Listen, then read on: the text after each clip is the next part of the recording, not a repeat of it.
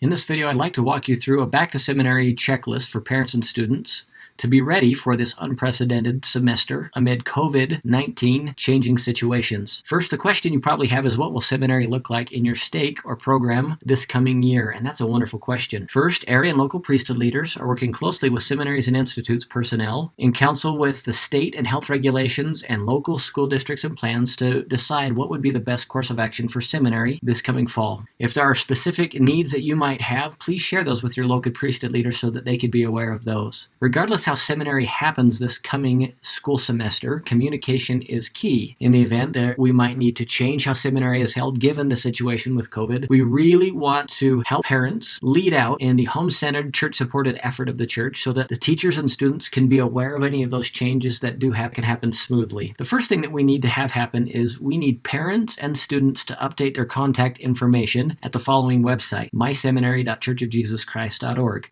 Once you go to that website, you will log in with your church account. You need to find and select that circle icon with an eye.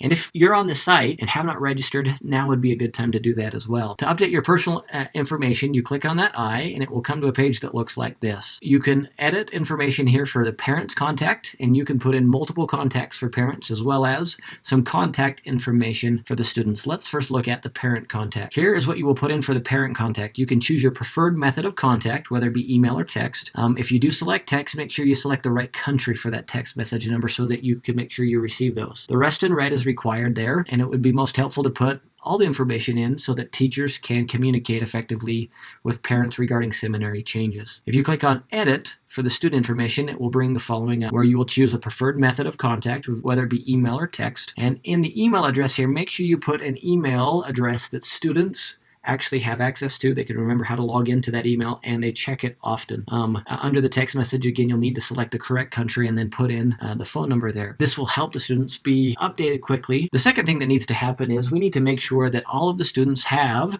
and use a church account. To manage your church account, go ahead and go to this website, account.churchofjesuschrist.org. Students will need their own personal account for seminary and many other reasons, for family search, for member tools, for paying tithing, for them to keep their annotations on their scriptures across devices. There's lots of good reasons. Each student should have their own personal account. It should be tied to their membership using their membership record number.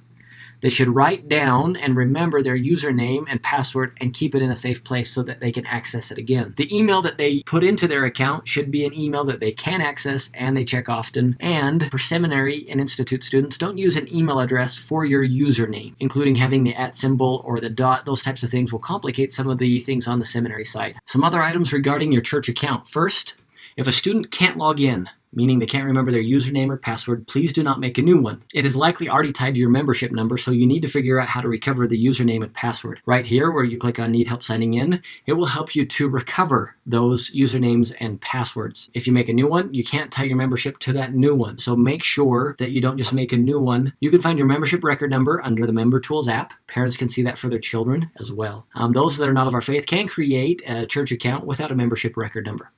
If you need help fixing your church account, or if you think you have multiple accounts and you'd like to merge them to the one that has your membership record number tied to it, here are the numbers for the church help desk. Go ahead and pause the video and write these down. And note, when you call this number, if you're trying to help your son or daughter's account, they need to be there present with you so that they can visit with the church help desk as well. Now, once you're successfully able to log on, you'll see a couple of different options on the left-hand side. If you look on the left-hand side, make sure if you click on membership, your membership record number is in your church account. This will link up all of the Seminary and Institute's items if they have that membership record number put in. Additionally, another place that you'd like to update here is your email address. Put in the same email address that you know the student has used to create the account and one that they check often. Once you've updated all of that information, it would be good to have them log into a couple of different things. If they can log into My Seminary, or if they can log into account.churchofjesuschrist.org, or to use that church account at Family Search, you know that they are able to successfully log in. So just quickly in summary, the first thing we hopefully have showed you how to do is update your contact information at myseminary.churchofjesuschrist for both parents and students. Secondly, students have their own account now with their own username that is tied to their membership that can log in successfully. Lastly, Come Follow Me in Seminary. Again, in our efforts for a home-centered, church-supported effort, Come Follow Me has a 12-month schedule to follow. Seminary has a 9-month schedule to follow. So this coming semester, Seminary will start somewhere around Alma chapter 15,